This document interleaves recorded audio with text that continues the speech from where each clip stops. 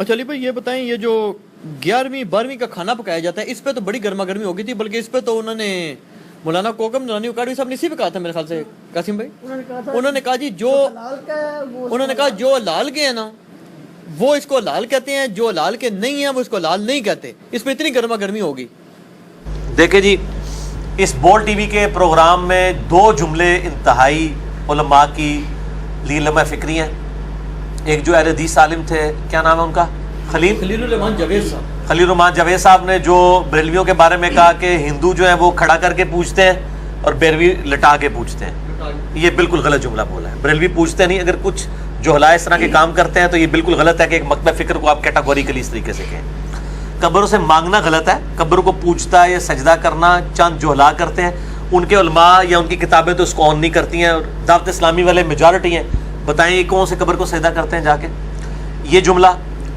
اور دوسرے جو کوکم نورانی صاحب جن کے لیے بڑا مشہور ہے جی، میرے نبی پاک صلی اللہ علیہ وسلم، لوگ کہتے ہیں بڑے میٹھی میٹھی باتیں کرتے ہیں، پتہ چل گیا کتنے میٹھے ہیں۔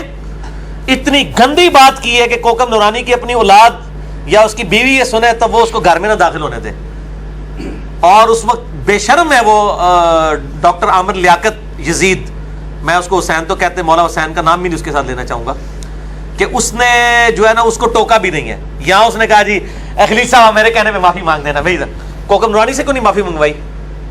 بیسیکلی مسئلہ یہ ہے کہ وہ دیکھتا ہے کہ پبلک ڈائنامکس کیا ہے، دونوں نے چھڑلیں چھوڑی ہیں، انتہائی یعنی آپ سمجھیں کہ غلیظ زبان استعمال کی ہے، دونوں کو اللہ سے بھی توبہ کرنی چاہیے، پبلک سے بھی معافی مانگنی چاہیے۔ خلیل صاحب نے تو پھر بھی تھوڑی بہت ڈھکے چھپے الفاظ میں کہا کہ میں معذرت کرتا ہوں، کوکم نورانی نے نہیں مانگی۔ تو یہ حلالی رامی، میں کوکم نورانی صاحب کو کہوں گا کہ مجھے بتائیں حلالی وہ ہیں جو چشتی رسول اللہ والی کتابیں چھاپ رہے ہیں حشت بہشت، حلالی وہ ہیں جو کشف المحجوب جس میں نبی علیہ السلام کا سکینڈل زید ابن حارثہ کی بیوی کے ساتھ لکھا ہے، 4.5 لاکھ لوگ یوٹیوب پہ صرف ایک چینل پہ وہ میرا کلپ خادم رضوی کو چیلنج آپ لکھیں، میں نے وہ دکھایا ہے۔ یہ لوگ حلالی ہیں جو یہ کتابیں چھاپ رہے ہیں اور ان بزرگوں کا دفاع کر رہے ہیں، ہم تو ان سے پوچھتے ہیں، کیونکہ سورہ القلم میں آیا نا بعد ذالک زنیم، یہ سناتے ہیں نا کہ جو گستاخ رسول ہے وہ اس کی اصل میں خطا ہوگی، وہ حرامی ہوگا، تو حرامی تو وہ ہیں کہ جنہوں نے گستاخانہ کتابیں چھاپی ہوئی ہیں، تو یہ ان کی ڈاکٹرائن میں ہم ان کو ساری دکھاتے ہیں، یہ ان کو کیوں نہیں حرامی کہتے؟ ان کتابیں چھاپنے والوں کو، کتابیں لکھنے والوں کو اپنے گھر کی خبر لے نا، تو دوگلی پالیسی انہوں نے کیوں بنائی ہوئی ہے؟ اور مفتی احمد جان خان نعیمی صاحب جال حق کے اندر انہوں نے نبی علیہ السلام کو شکاری کے ساتھ تشبیہ دی ہے نور و بشر والے مسئلے کے اندر، ان کو کیوں نہیں کہتے ہیں؟ چلو جی پرانی کتابیں تو میں حوالے دے چکا، کشف المحجوب، حشت بہشت، میں نے اس کے حوالے ویڈیو میں کیمرے میں دکھائے ہیں، آپ لکھیں علامہ خادم حسین رضوی کو اوپن چیلنج، میرا وہ کلپ کھل جائے گا، سارے گالی نکال رہے ہیں، جواب کوئی نہیں دے رہے، اور آپ کہہ رہے ہیں وہ کتابیں تبدیل ہو گئی ہیں، اچھا جی پھر میں تھوڑا مجدد ہاں جنہیں تو دسیا کتابیں تبدیل جے چھاپنیاں بند کرو نا، ساڑو نا انہوں اگر تبدیل ہو گئی ہیں۔ یہ مفتی احمد نعیمی صاحب تو ابھی فوت ہوئے ہیں 40-50 سال پہلے، یہ گجرات شہر یہاں سے تقریباً 50 منٹ کی مسافت، یہ کتاب بھی تبدیل ہو گئی ہے، یہ دکھائیں جی، اس کی میں ان کو گستاخی دکھاتا ہوں۔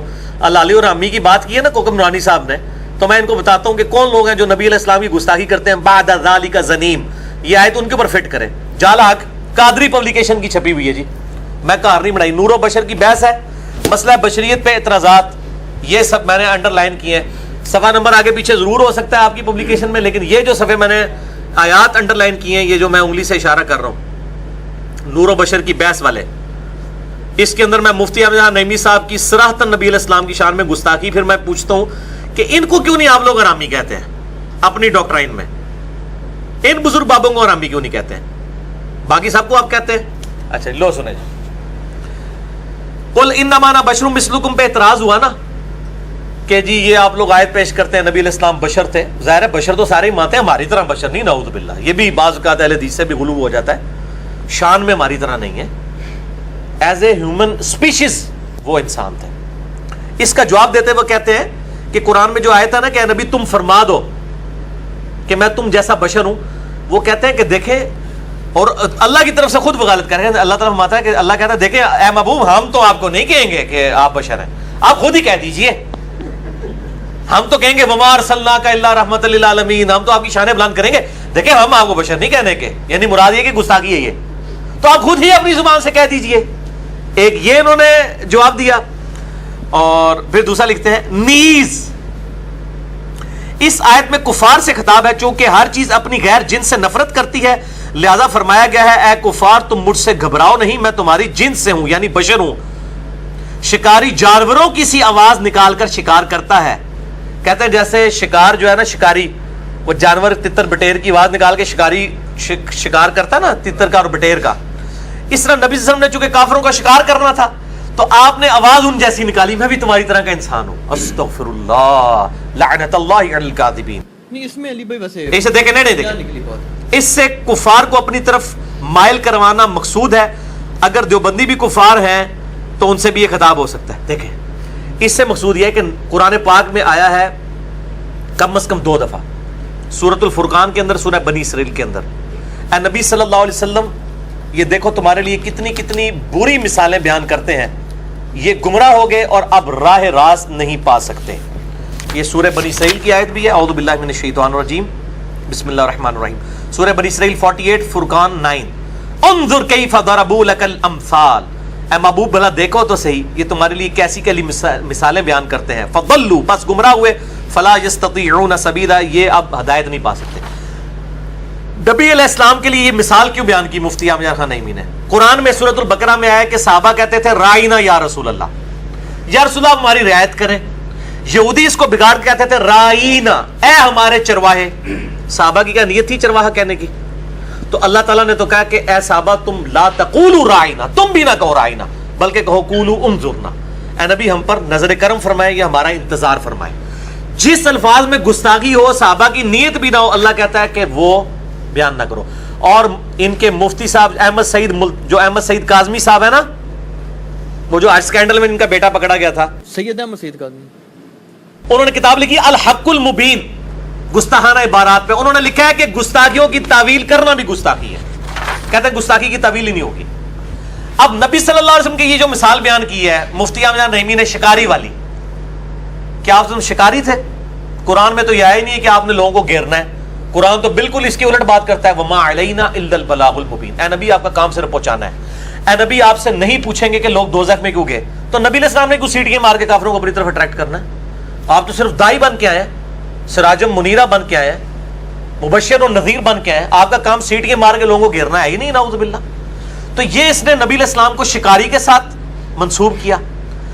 یہی جب حفظ الایمان میں عبارت آئی تھی، اس میں تو حمزہ بریلوی نے کفر کا فتویٰ لگایا تھا اشرف تھانوی پہ، جب اس نے کہا تھا کہ نبی علیہ السلام کو بھی چھٹی اس تھی، جس طرح کہ ایک جانور پاگل اور اس طرح کے لوگوں کو بھی جو ہے وہ چھٹی اس ہوتی ہے کہ ان کو پتہ چل جاتا ہے کیا ہوتا ہے۔ یہ کہتے تھے کہ ہمیں اس سے غرض نہیں ہے، انہوں نے پاگل اور جانوروں کے ساتھ تشبیہ کیوں دی ہے نبی علیہ السلام کی، یہاں پہ شکاری کے ساتھ۔ کیا نبی علیہ السلام شکاری بن کے آئے؟ قرآن میں کہیں آیا کہ اے نبی تم شکار کرنے والا بنا کے بھیجا، انا ارسلناک شاہدا ومبشرا ونذیرا وداعیا الی اللہ باذنہ وسراجا منیرا۔ آپ تو ایسے آفتاب ہیں جو لوگوں کو چمکا دیتے ہیں، آپ کا کام صرف دعوت دینا ہے، آپ لوگوں کو گھیرنے کے لیے تو آئے نہیں ہیں، صرف دعوت دینے ہیں۔ انا ہدیناہ السبیل اما شاکرا و اما کفورا، جس کی مرضی وہ قبول کرے، جس کی مرضی نہ قبول کرے۔ تو میں کوکب نورانی صاحب، میرے نبی پاک، آپ بار بار کہتے ہیں، میں کہتا ہوں میرے کوکب نورانی صاحب، ان کو کیوں نہیں آپ حرامی کہتے ہیں؟ اپنے بزرگوں کو جنہوں نے یہ گستاخیاں کی ہیں، یہ حلالی ہیں، ان کو حرامی کہیں تو یہ زندہ سلامت نہیں جا سکتے۔ میں نہیں کہہ رہا، میرا تو فتویٰ ہی نہیں ہے، میں کہتا ہوں یہ حلالی حرامی کا فیصلہ اللہ نے کرنا ہے۔ حلال دے بھی حرام دا نکل سکتا ہے تو حرام دے بھی حلال دا نکل سکتا ہے، ٹھیک ہے؟ انبیاء کے بیٹے حلال کے ہی ہوتے تھے، کافر تھے۔ نوح علیہ السلام کا بیٹا کافر تھا، ہے حلال کا تھا لیکن کافر ہے، قرآن میں ہے، ٹھیک ہے نا؟ حلال حرام نہ پڑھو، اے دیکھو۔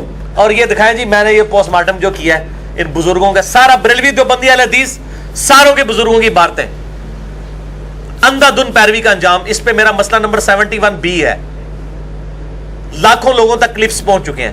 انڈیا اور پاکستان کے بزرگوں کی 19 گستاخانہ عبارات کا تحقیقی جائزہ، اس میں میں نے ساری گستاخیاں بزرگوں کی نقل کی ہیں۔ یہ مفتی احمد نعیمی صاحب کی بھی، اشرف تھانوی صاحب کی بھی، حمزہ بریلوی صاحب کی بھی، قاسم ننوتوی صاحب کی بھی، یار میں ان کو صاحب بھی کہتا ہوں۔ اور ساروں ناموں میں دیکھیں مولانا صاحب لکھتا ہے، اور کہ میں کنی عزت کرا، خود تے شیطانی لشکر کہندے نے جناب، اے اسامہ الارمین جنہاں نے لکھا ہے جو ہے وہ شیطانی لشکر، اس کو کہا کہ وہابیہ شیطانیہ فرقہ، وہ آپ نے دکھایا ہے۔ اور المہند میں خلیل احمد سہارنپوری صاحب بریلویوں کہتے ہیں یہ شیطانی لشکر ہے جو ہم پہ حملہ ور ہو گیا۔ اسی تے شیطان نہیں، اسی تے مولانا صاحب کہہ کے پکارے ہیں، اور کی عزت کریے۔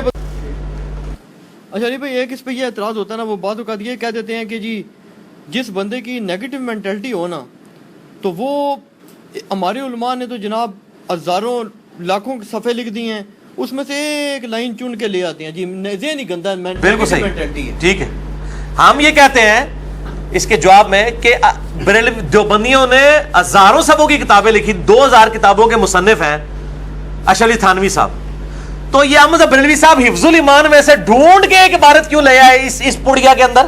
یہ پڑیا سے بھی چھوٹی ہے, یہ کتاب صرف 10 صفحوں کی ہے, باقی تقریریں ہیں مولویوں کی. یہ جو پڑیا لکھی ہے احمد بریلوی نے حسام الرحمن, ڈھونڈ کے ہی لے کے آئے ہیں نا. یہ کیوں لے کے آئے ہیں؟ ان کی ذمہ دار. میں نے تو ایک کلپ چڑھا ہوا ہے اعلیٰ حضرت کے نامکمل مشن کی تکمیل. میں تو احمد بریلوی نے نامکمل مشن چھوڑا تھا کہ صرف دوسروں کے بزرگ بابے جو ہیں انہوں نے ننگے کیے تھے, میں نے ان کے بزرگ بابے بھی اور ان کی بھی غلط عبارتیں ننگی کر دی. تو ڈھونڈ کے ہی لے کے آئے نا. ٹھیک ہے, تو یہ ان کو ٹھیکہ ملا ہوا ہے. ان کو آج کل ٹھیکہ میرے کو ہے جناب, کیونکہ احمد بریلوی صاحب 1340 ہجری فوت ہو چکے ہیں, اے پائی چل رہے 1438 ہجری, اے انجینئر صاحب کا دور ہے, اتنے ٹھیکہ آج کل میرے کو ہے بھائی.